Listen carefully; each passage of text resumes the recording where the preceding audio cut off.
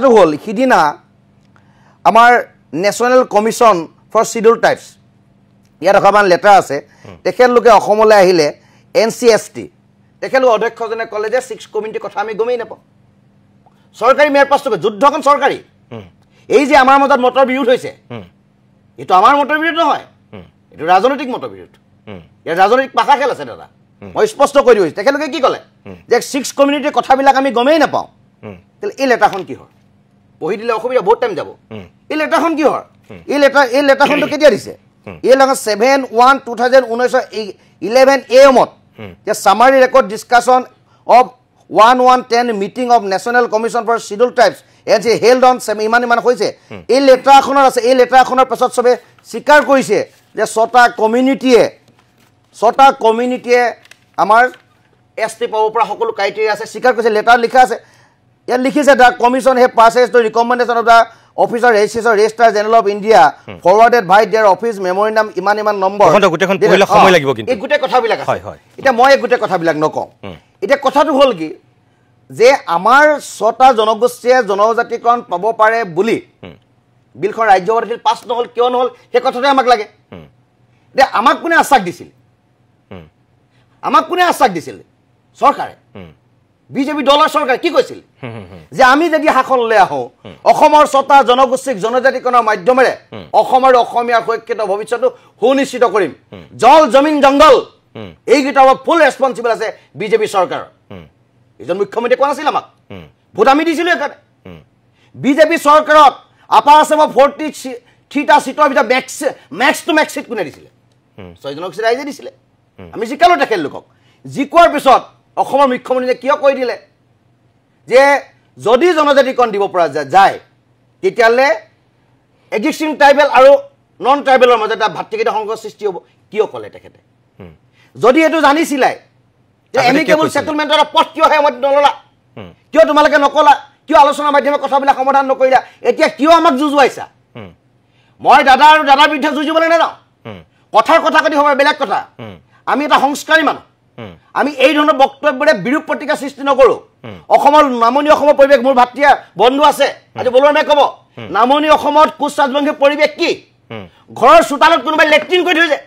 মানুহ ওলাব নোৱাৰে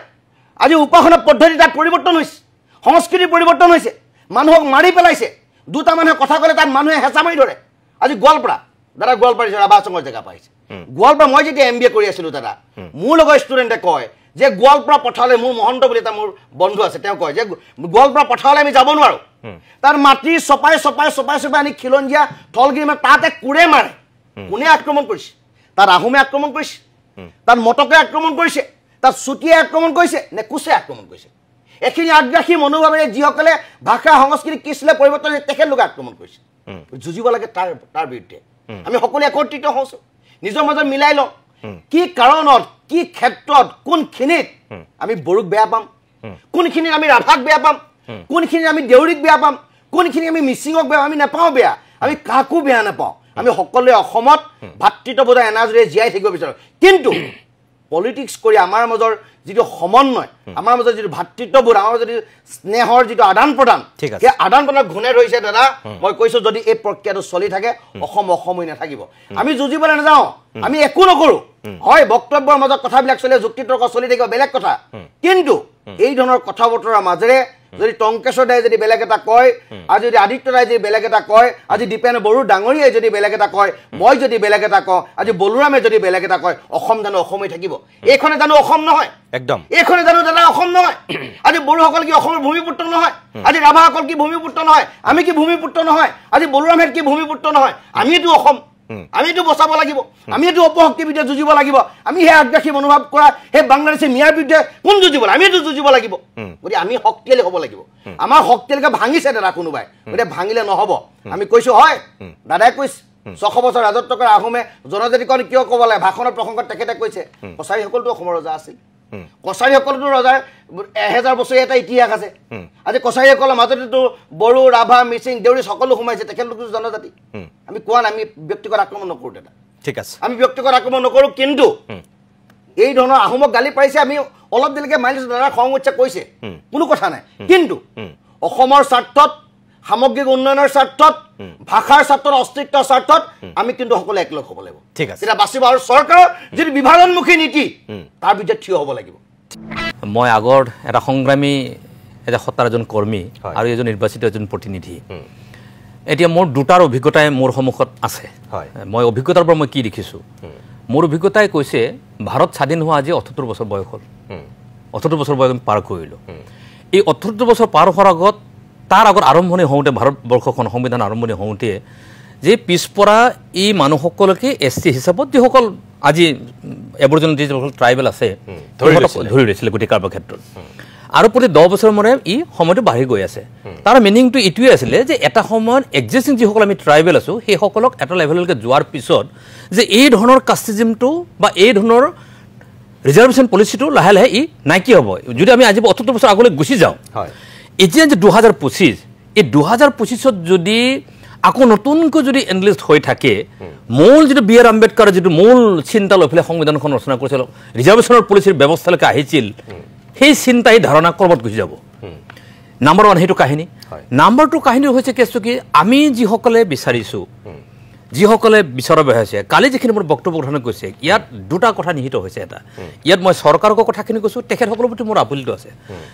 মই কোনো জনগোষ্ঠীৰ বিৰুদ্ধে নহয় কাৰণ মই এজন নিৰ্বাচনী প্ৰতিনিধি মানুহ মই নিৰ্বাচনী প্ৰতিনিধি মানুহ বিৰুদ্ধে হোৱাৰ কোনো প্ৰশ্নই থাকিব নোৱাৰে কিন্তু মূল যিখিনি ধাৰণা সেই ধাৰণাখন মই এইকাৰণে দাঙি ধৰিছোঁ গোটেইবিলাকৰ ক্ষেত্ৰত যে আজিৰ তাৰিখত যদি আদিত্য ৰায় কোৱাৰ দৰে যদি 1996ত মই কৈ থৈ দিওঁ যদিও কোচ ৰাজবংশীক 6 মাহৰ কাৰণে অধিন দিছিল এইটো কথা স্পষ্ট ক'ব যে বলৰাম বৰ্মন ডাঙৰীয়া আছে যে অবিভক্ত গোৱালপাৰা জিলাৰ কোচ ৰাজবংশী বুলি কোৱাৰ লগে লগে ইকনমিকেলি ছ'চিয়েলি পলিটিকেলি বেকৱাৰ্ড এই কথা স্বীকাৰ কৰিব লাগিব কালি মই বক্তব্য দিছোঁ বিভিন্ন মিডিয়াত কৈছোঁ সেইটো ক্লিয়াৰ কিন্তু সেই সময়ত অৰ্ডিনেন্স দিবলৈ যাওঁতে প্ৰ'ভ কৰিবলৈ যাওঁতে ভাৰত চৰকাৰে অবিভক্ত গোৱালপাৰা জিলাৰ ৰাজবংশীসকলে সেই সুবিধা ল'বই নোৱাৰিলে সেই সুবিধা ক'বলৈ গুচি গ'ল ল'বই নোৱাৰিলে কিন্তু সেই সময়ৰ সেই বেছটো আৰু আজিৰ ঠাইত যদি চাবলৈ যোৱা যায় তেতিয়াহ'লে সামগ্ৰিকভাৱে ই আমি 42 লাখ মানুহৰ ক্ষেত্ৰত যদি আৰু 2 কোটি মানুহৰ যদি এই কথাখিনি আহে এডভান্স কমিউনিটি পপুলাৰ যিটো কথাখিনি কৈ থকা হৈছে তেতিয়া সামগ্ৰিকভাৱে একদম আমি হৈ ৰৈ যাম নহৈ যায় সেই হৈ যোৱাৰ ক্ষেত্ৰত কেঁচু আজি কৃষক যে আত্মহত্যা কৰে কোনোবাই যে আত্মহত্যা কি হৈছে এই সাংঘাতিক কোনো বিপদ নাই আৰু কোনো ব্যৱস্থাই নাই তেওঁ সেই ধৰণৰ কাৰোবাৰখিনি ব্যৱস্থালৈ গুচি গৈছে কাৰণ মোৰ চিন্তা হৈছে নতুনকৈ এনালাইজ কৰাতকৈ যে যিসকল ST হৈ আছে যিসকলে SC হ'বলৈ বিচাৰিছে তেখেতসকলৰ মাজত ছ'চিঅ' ইকনমিক তেখেতসকলৰ এটা ছাৰ্ভে কৰকচোন কি কাৰণটো কি কিয় হ'ব বিচাৰিছে সেইটো কৰিবলৈ যাওঁতে যদি সময় লয় ভাৰতবৰ্ষ বাৰে বাৰে সংশোধন হৈ আছে 125 বাৰকৈ অধিক হৈ গ'ল আৰু একবাৰ সংশোধন কৰি আজি আহোম জনগোষ্ঠী আজি ৰাজবংশীসকলে মৰাণ মতক ছটিয়াই ক'ত ভয় খাইছে আজি ডিব্ৰুগড় কনষ্টিটিউচন আমি ক'বলৈ যাওঁ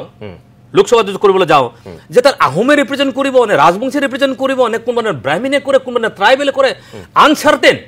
কমপ্লিট তাত যদি অবিচাৰ ৰেখাৰ সংবিধান বুলি যদি তাত পলিটিকেল ৰিজাৰ্ভেশ্যন আহে MLA MP নিগম নিকায় ইচ এণ্ড এভৰিবডি এজ পাৰ দিয়াৰ পপুলেশ্যন মই ভাবোঁ যেতিয়া পলিটিকেল ৰিজাৰ্ভেশ্যনটো পাব মই ভাবোঁ তেখেতসকলে অসন্তুষ্ট হোৱাৰ কোনো প্ৰশ্নই থাকিব নোৱাৰে আজি পলিটিকেল মই যিহেতু নিৰ্বাচনী প্ৰতিষ্ঠানখন ক'লোঁ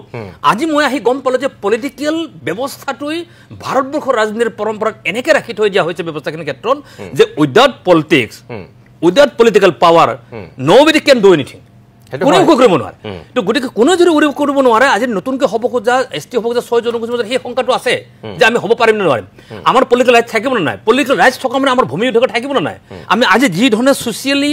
ইকনমিকেলি যিধৰণে আমি আগবাঢ়ি গৈছোঁ সেই বস্তুটো কি ইনটেক্ট থাকিব নে নাই সন্দেহ আছে সেই সন্দেহটো দূৰ কৰিবৰ কাৰণে চৰকাৰে ডেফিনেটলি সংবিধানখন সংশোধন কৰিব পাৰে আৰু সেইখিনি কৰিবলৈ যাওঁতে যদি ভাবা যায় যে এক্সিষ্টিং ট্ৰাইবেল ক্ষতি কৰি হ'লেও আমি কৰিম বুলি যদি কোৱা যায় তেতিয়া একচুৱেল ট্ৰাইবেল সকলক ধ্বংস কৰি পেলাই কাবাক যদি সুবিধা দিবলৈ যোৱা যায় আমি এইটো বিৰোধ ৰাইট আপুনি কোৱাটো ৰাইট একদম আপুনি ঠিক কথা কৈছে কিন্তু মই আপোনাক সুধিছোঁ যে এতিয়া ধৰক এই 6 জনগোষ্ঠী জনজাতিকৰণ যিটো বসন্ত গগৈ ক'লে যে ইয়াৰ আগতেই 14 চনৰ লোকসভা নিৰ্বাচনতেই প্ৰথম সেই কথাটো ক'লে বিজেপিয়ে তাৰপিছত 16ত তেওঁলোকে চৰকাৰ কৰিলে 16ত পূৰা অপেনলি স্পষ্ট একদম পূৰা মেনশ্যন কৰি দিলে তেওঁলোকৰ দাবীটোক ন্যায্যতা দিয়া হ'ব বুলি আনকি যোৱাবাৰৰ বিধানসভাৰ ইলেকশ্যনতো ইয়াত আহিটো বিজেপিৰ একদম বাগা বাগা নেতাই কৈ দিলে যে আমি 6 জনগোষ্ঠী জনজাতিকৰণ কৰিম আনকি কেন্দ্ৰীয় জনজাতি মন্ত্ৰীগৰাকী আহোঁতেও সেই কথাটো কৈছিল অসমৰ 6 জনগোষ্ঠীক জনজাতিকৰণ কৰা হ'ব বুলি এতিয়া মোৰ কথাটো হ'ল এখেতসকলে যিহেতু চৰকাৰৰ বিৰুদ্ধে প্ৰতিবাদ কৰি আছিল আপোনালোকৰ বিৰুদ্ধে কৰা নাই গতিকে আপোনালোকৰ যদি ক'বলগীয়া কথাখিনি কালি আপুনি কৈছে বাৰু চৰকাৰৰ বা বিজেপিৰ বিৰুদ্ধেও কৈছে যে আমি ৪৫ লাখ মানুহ আমি হিন্দু হৈ নাথাকিম, কিন্তু আপুনি ইমান পৰ্যন্ত কৈছে, সেইখিনি মই মন কৰিছোঁ। কিন্তু তাৰ সেই কথাখিনি ক'বলৈ গৈ আপুনিতো ঘুচিয়াই মুখ ভাঙি দিম বুলিওতো কৈছে। নাই নাই, তেনেকৈ নহয়, এইটো ভুল ধাৰণা যাব। মই কথাখিনি কৈছোঁ কি, দুটা কথা মই ক্লিয়াৰ কৈছোঁ যে মানে মই এইটো কথা কৈছোঁ, কোনোবাই আন্দোলন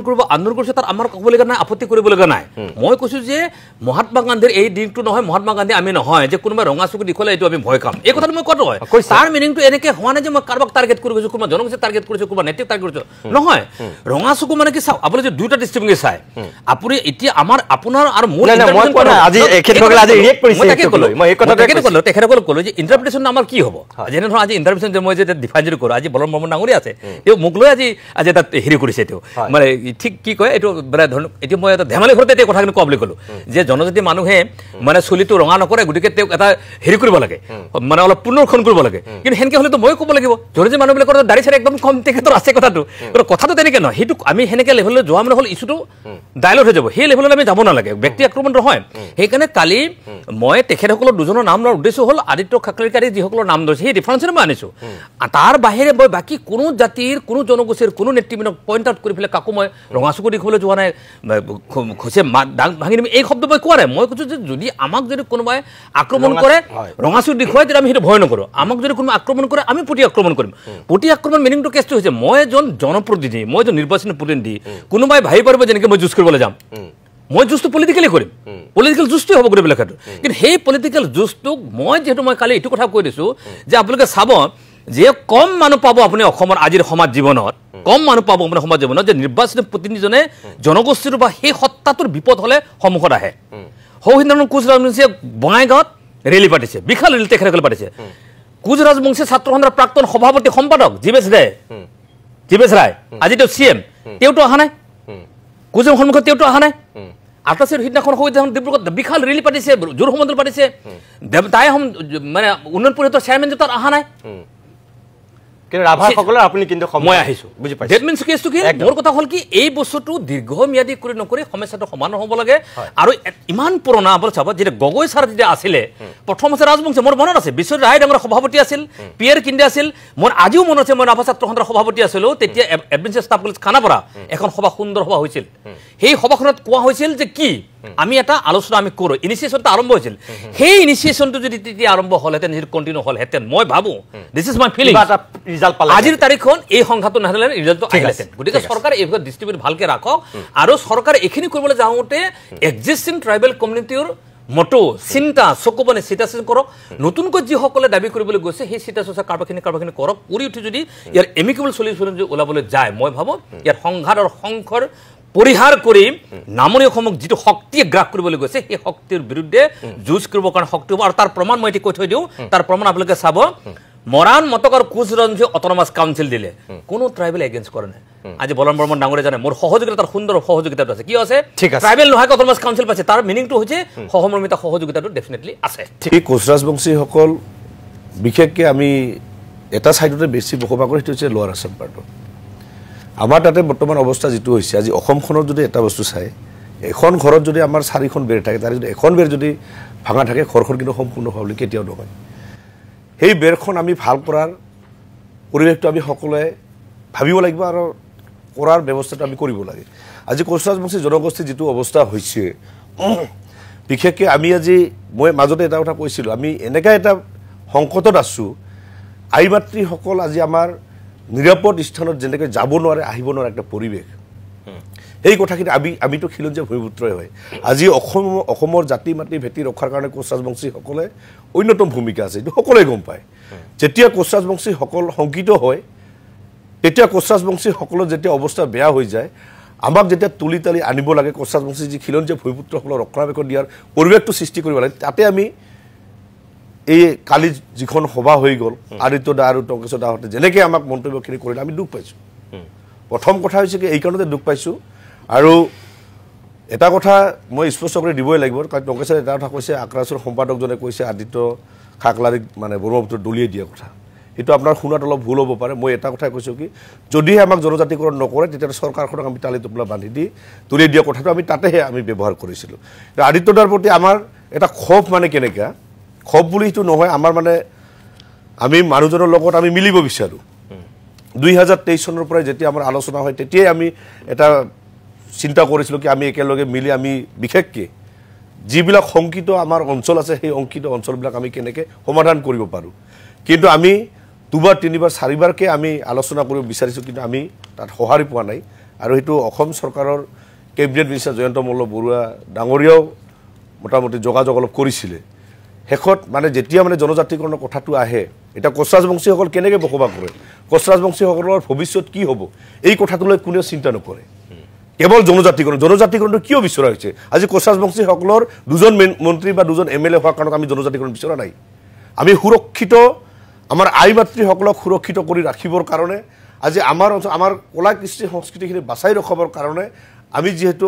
অৰ্থনৈতিক দিশত আমি বহুত পিছপৰা আমি তাৰ পৰা মাটি বাৰী বিক্ৰী কৰি আমি গুৱাহাটীত আহি আমি মাটি বাৰী লৈ থাকিব নোৱাৰোঁ তাৰ পৰা মাটি বাৰী বিক্ৰী কৰি আমি শিৱসাগৰত আহি আমি মাটি কিনি তাতে ঘৰ বনাই থাকিব পৰা অৱস্থা কোচ ৰাজবংশীসকলৰ নাই তাতে আমাক সুৰক্ষা প্ৰদান কৰাৰ ব্যৱস্থাটো কৰিব লাগিব কিন্তু আজি 6টা জনগোষ্ঠীতকৈ আটাইতকৈ যদি শংকিত জনগোষ্ঠী আছে কোচ ৰাজবংশীসকলে আছে এই কোচ ৰাজবংশী জনগোষ্ঠীয়ে ইমান চেক্ৰিফাইচ কৰাৰ পিছতো যেতিয়া আমাক একাষৰীয়া কৰা হয় তেতিয়া আমি দুখ পাওঁ যেতিয়া আমাৰ নিৰুপায় হওঁ তেতিয়া আমি যিকোনো পন্থা ল'ব কাৰণে আমি বাধ্য এতিয়া আমাৰ এনেকুৱা এটা অৱস্থা যদি মোৰ ভনীক যদি মই সুৰক্ষা দিব নোৱাৰোঁ তেতিয়াহ'লে মই যিকোনো পন্থা ল'ব পাৰোঁ কাৰণ মোৰ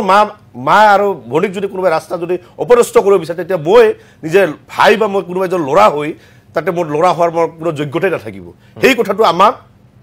মনত আঘাত দিছে আৰু সেই কথাটো অন্তৰে অন্তৰে সকলোৱে বুজিব লাগে এই কথাটো বুজিব নিবিচাৰে আজি মই এটা কথা স্পষ্ট ক'ব বিচাৰিছোঁ আজি বড়োৰ যেতিয়া BTR হ'ল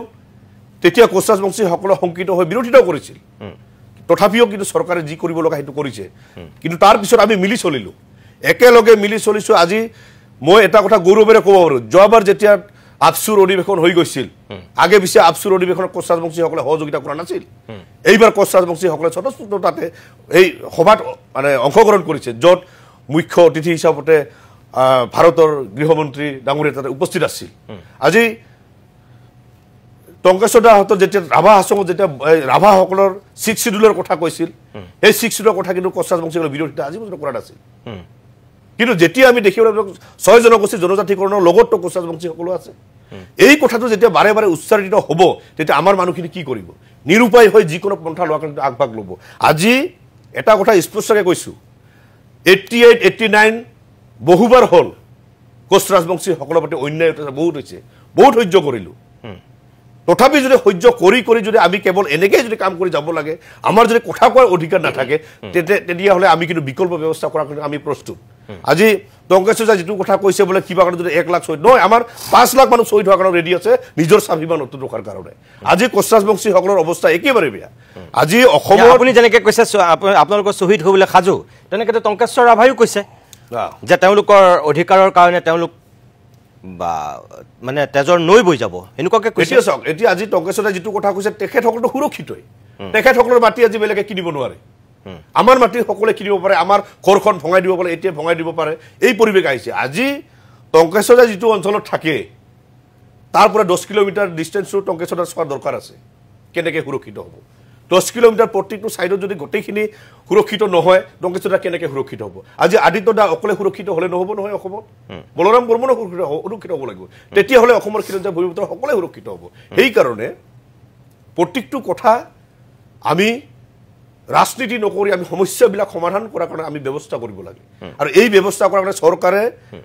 আমাক মাহিয়া দৃষ্টিৰে আমি কোচ ৰাজবংশীসকলক ভাৰতৰ স্বাধীনতাৰ কালৰ পৰাই কোচ ৰাজবংশীসকলৰ শক্তিটোক ভাঙনমুখী পৰিৱেশ কৰি বিশেষকৈ নামনি অসমৰ পাৰ্টৰ মানুহখিনিক বিদেশীৰ চৰণীয়া পথাৰ বনাই দিছে এইটো সকলোৱে স্বীকাৰ কৰিব লাগিব আজি তাতে আমি কেনেকৈ বসবাস কৰি আছোঁ আজি য'ত আজি শিৱসাগৰত যিটো পৰিৱেশ আছে তাত বঙাইগাঁৱৰ পৰিৱেশটো বহুত এতিয়া মোৰ কথাটো হ'ল যে এখেতসকলৰ কালি যিটো স্থিতি ইয়াৰ পিছততো এতিয়া চৰকাৰেতো ক'বলৈ সুবিধাই হ'ল চৰকাৰে যিটো আগতে কৈছিলে যে 6 জনগোষ্ঠীৰ মাজত বৰ্তমানৰ যিসকল ট্ৰাইবেল আছে তেওঁলোকৰ সংঘাত যদি হৈ যায় তেতিয়াহ'লে আমি কেনেকৈ দিম এতিয়াতো এখেতসকলৰ যিটো স্থিতি ইয়াৰ পিছততো এতিয়া আপোনালোকৰ দাবীটোৰ প্ৰতি চৰকাৰৰ যিটো দৃষ্টিভংগী এইটো চাগে ক'ৰবাত মই নাজানো 25 নৱেম্বৰত কি কৰিব কিন্তু এতিয়াতো অলপ সন্দেহ আছে এখেতসকলৰ এই যুদ্ধাংদেহী ৰূপ দেখাৰ পিছত আমাৰ এটা স্পষ্ট কথা কোচ ৰাজবংশীসকলে কোনো 25 তাৰিখে অপেক্ষা কৰা নাই একো অপেক্ষা কৰা নাই কোচ ৰাজবংশীসকলক ইলেকশ্যনৰ আগত জনজাতিকৰণ প্ৰদান কৰিব লাগিব আমি খিলঞ্জীয়া ভূমিপুত্ৰ হিচাপে সাংবিধানিক যে অধিকাৰ সেই অধিকাৰ পাব লাগিব ইয়াত কোনে বিৰোধিতা কৰে কোনে কেনেকে চৰকাৰে মেনেজ কৰে সেইটো চৰকাৰৰ কথা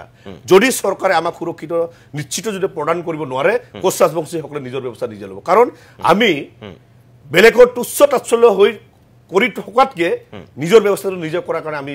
বেষ্ট বুলি ভাবি আমি নিজৰ কাম নিজে কৰি যাম তাৰ কাৰণতে অসম বেংগল প্ৰত্যেকটো প্ৰান্তৰ কোচ ৰাজবংশীসকলক আমি এলাৰ্ট কৰা হৈছে আৰু এইবাৰ কোনো ৰাজনৈতিক নেতৃত্বই যাই আমাৰ কোচ ৰাজবংশী সমাজখন ভাঙনমুখী পৰিৱেশ আনিব নোৱাৰে এইবাৰ যদিওবা আজি জীৱেশ ৰায় তাতে উপস্থিত হোৱা নাছিল কিন্তু তাতে AGP BJP Congress BPF UPPL প্ৰত্যেকটো ৰাজনৈতিক দলৰ কোচ ৰাজবংশী মানুহখিনি স্বতঃস্ফূৰ্ত ওলাই আহিছে আমি তাতে আমি এনেকৈ এটা আমাৰ অৰ্থনৈতিক দিশত আমি পিছ পৰি আছো আমি এখন ষ্টেজ বনাব পৰা নাই কিন্তু মানুহখিনি স্বতঃস্ফূৰ্ত ওলাইছে আমি কৈছো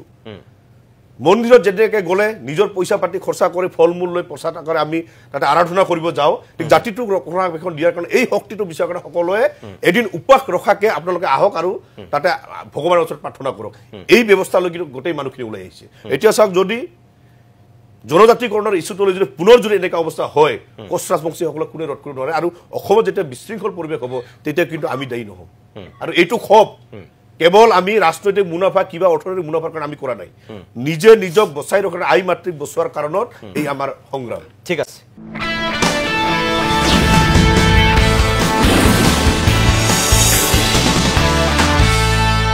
পুনে পুনে ওদালগুৰিলৈ যাব বিচাৰিছোঁ দীপেন বড়ো আছে দীপেন বড়ো ডাঙৰীয়া মই দুখিত আপোনাৰ ওচৰলৈ ইমান দেৰি আহিব পৰা নাছিলোঁ কালি আপুনি যিখিনি বক্তব্য ৰাখিছিল তাৰ ভিতৰত স্পষ্টকৈ কৈছিল এয়া ট্ৰেইলাৰহে আসল ছবি এতিয়াও বাকি আছেই কিন্তু কিছুদিনৰ পূৰ্বে আপুনি এটা কথা কৈছিল যে যিখিনি বৰ্তমানৰ ট্ৰাইবেল আছে তেওঁলোকৰ হানি বিঘিনি নোহোৱাকৈ জনজাতিকৰণ কৰিলে আপত্তি নাই কিন্তু কালি আপোনাৰ স্থিতিটো অলপ উলুটা হ'ল কিয়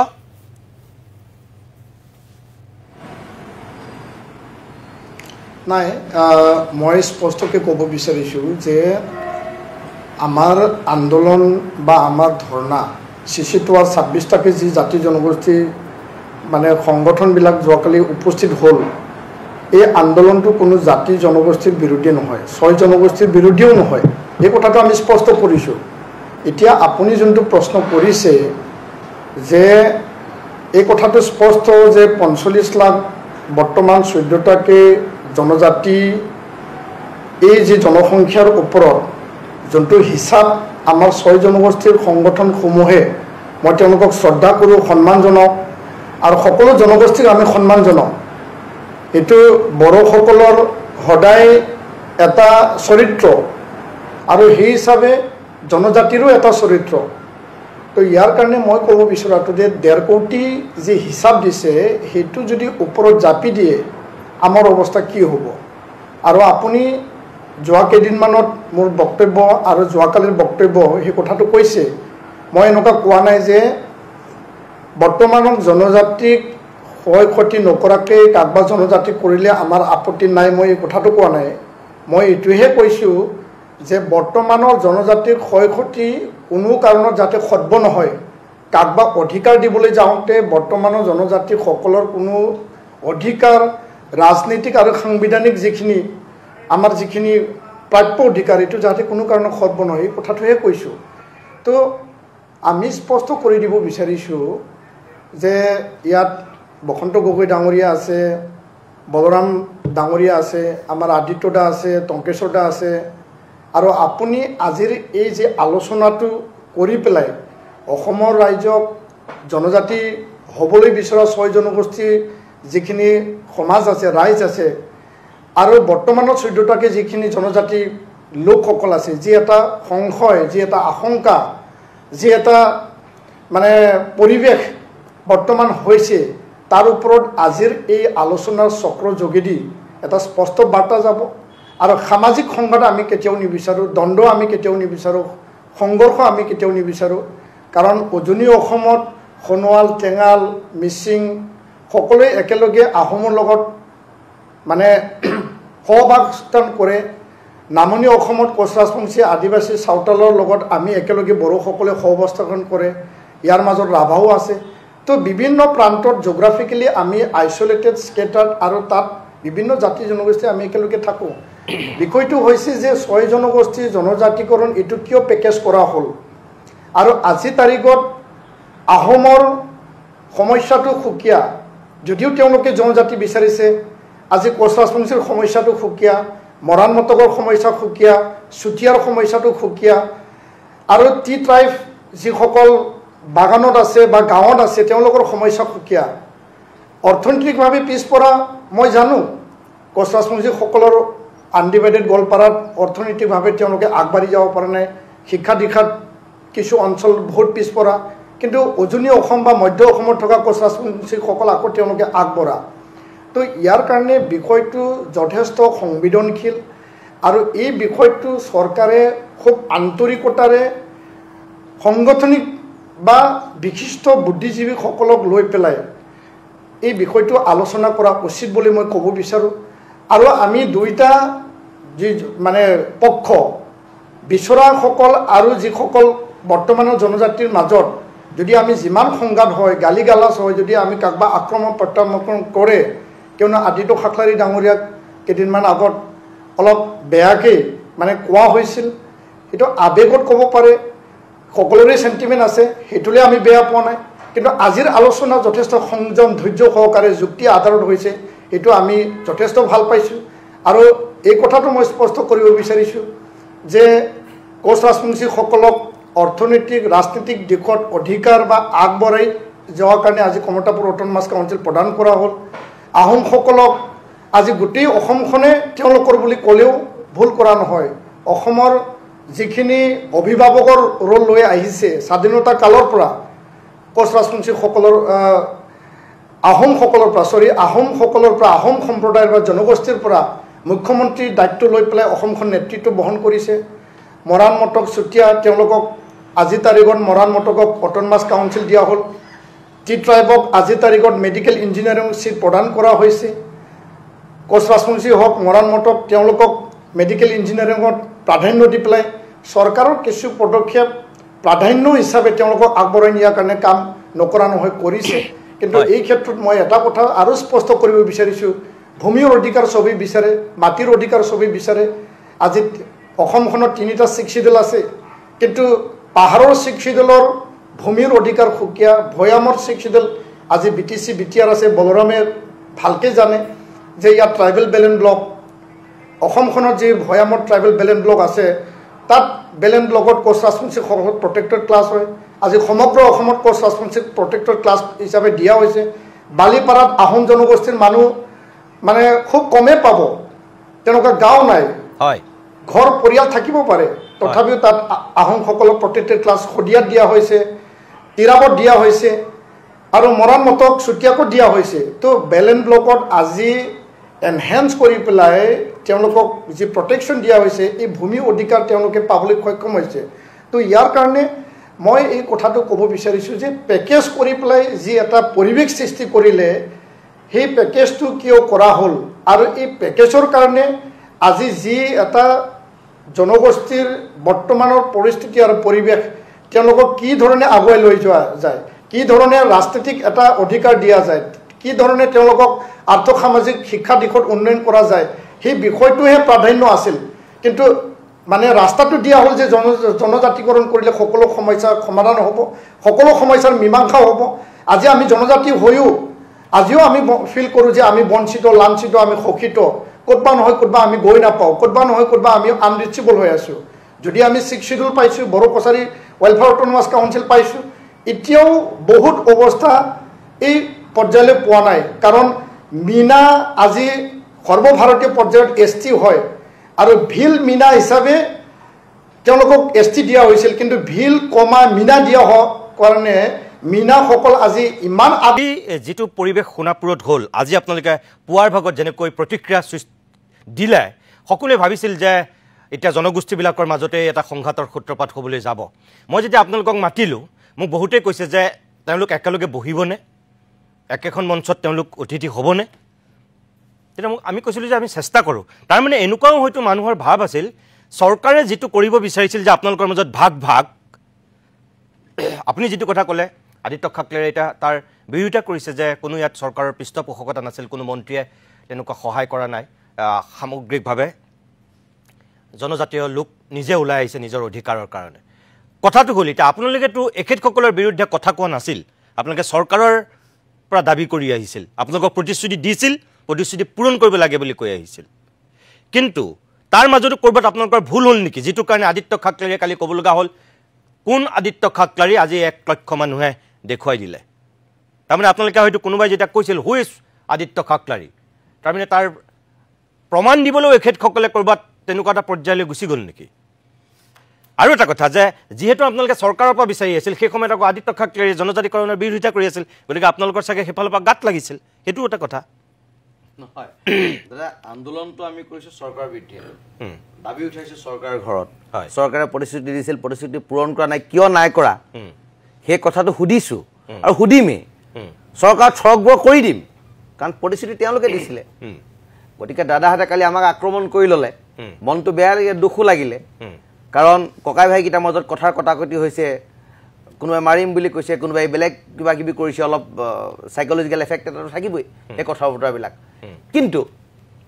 এতিয়া দাদাই ক'লে আদিত্য খাকলাৰী কোন আজি মোৰ লগত 1 লক্ষ মানুহে সেইটো প্ৰমাণ কৰিছে যে মই কোন মই তেখেতক ধন্যবাদ দিম যে 1 লাখ মানে 5 লাখ মানুহ ৰেডি কৰি ৰাখক অসম আৰু অসমীয়াৰ স্বাৰ্থত আমিও ৰখাম কাৰণ এটা অপশক্তিৰ বিৰুদ্ধে আমি একত্ৰিতভাৱে মাৰবানি যুঁজিব লাগিব প্ৰথম কথা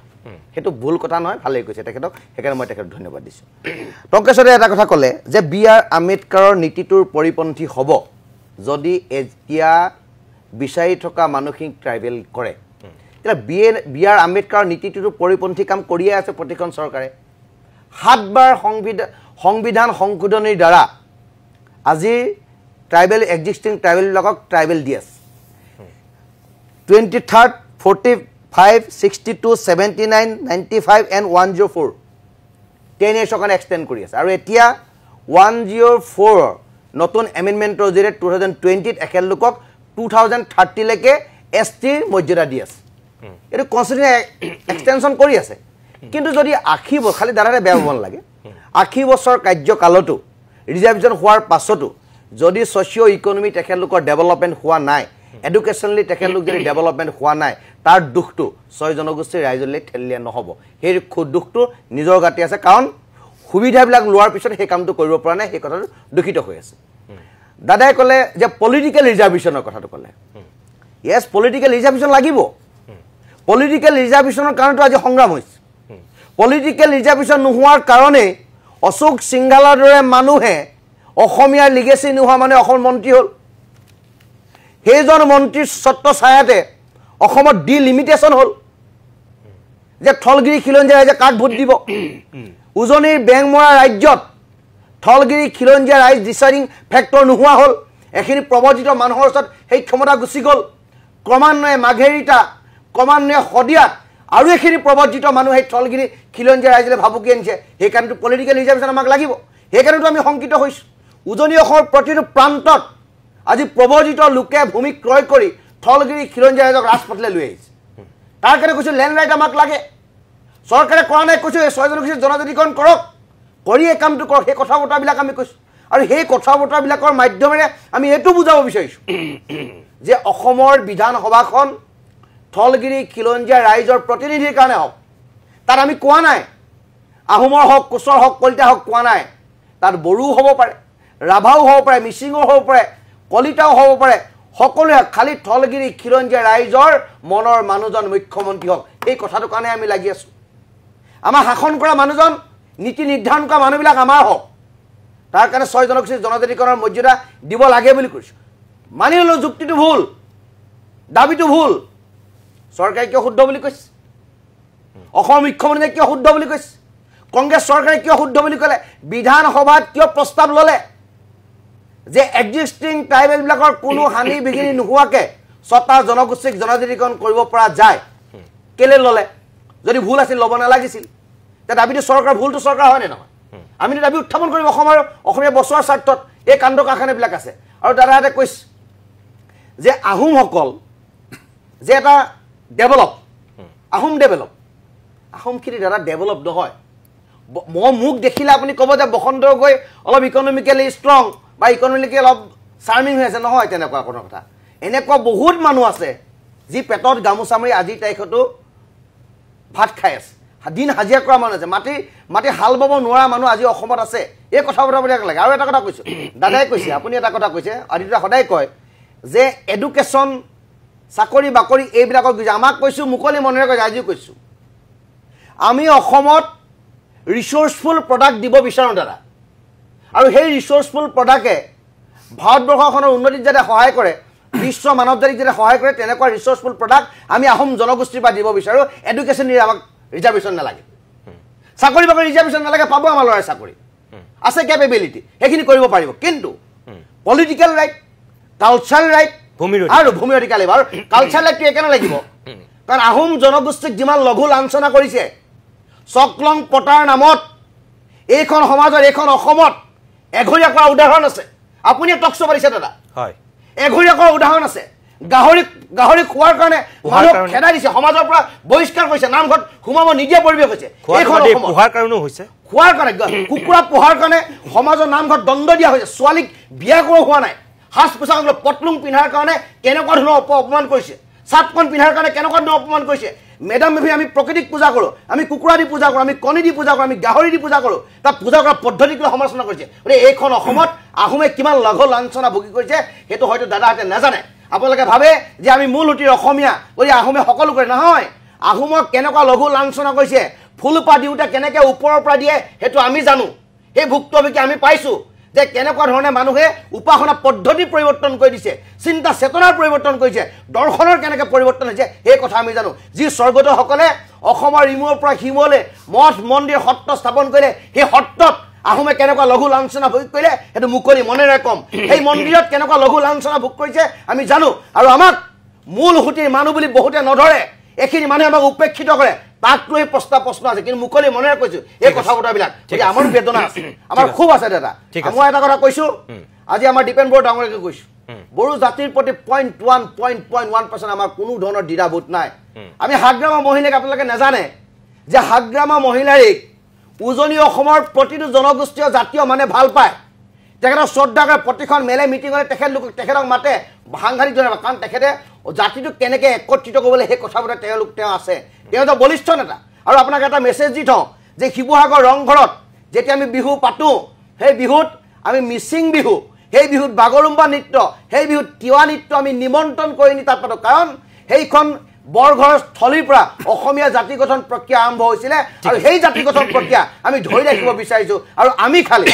নিজক জীয়াই ৰখাৰ স্বাৰ্থত নহয় অসম আৰু অসমীয়াৰ সুৰক্ষিত ভৱিষ্যতৰ স্বাৰ্থত আমি জনজাতিকৰণ বিচাৰিছোঁ আহক নীতিমণি দাৰ যিটো পদক্ষেপ লৈছে আপোনাক পুনৰবাৰ ধন্যবাদ দিছোঁ প্ৰতিদিনামক পুনৰবাৰ ধন্যবাদ দিছোঁ আৰু সকলোৱে একত্ৰিতভাৱে অপশক্তিৰ বিৰুদ্ধে যুঁজো আৰু সেই অপশক্তিয়ে যাতে অসমত আক্ৰমণ কৰিব নোৱাৰে তাৰ বিৰুদ্ধে আমি পৰিৱেশ ৰচনা কৰোঁ টাইমৰ নীতিমণি হকাতে অনুষ্ঠানটো যোগেদি আপোনালোকে বহুখিনি কথাই গম পালে জনজাতিকৰণক লৈ পিনি কি হ'ব এতিয়া 25 নৱেম্বৰত কি স্থিতি ল'ব হিমন্ত বিশ্ব শৰ্মা চৰকাৰে হয় ঠিকে শুনিছে আপোনালোকে সকলোখিনি কথা গম পাই আছে লগতে এতিয়া জনজাতিকৰণৰ পক্ষে দুই শক্তিৰ বাকযুদ্ধ আৰম্ভ হৈ গৈছে